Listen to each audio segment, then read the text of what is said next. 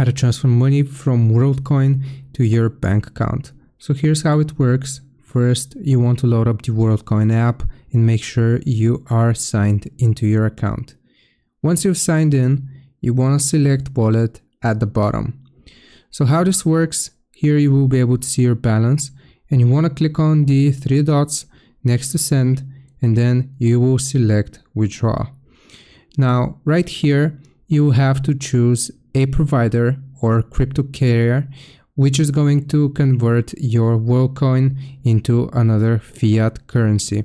So for example, if you're using Binance, you can use Kraken, you can use MoonPay, whichever platform you are familiar with, you will have to transfer over your crypto.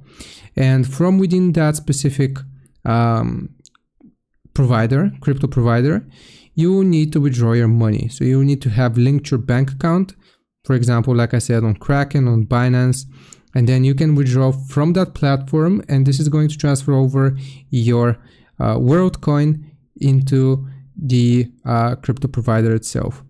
I hope that makes sense. I hope this helps you out. Leave a like and sub, and I'll see you next time.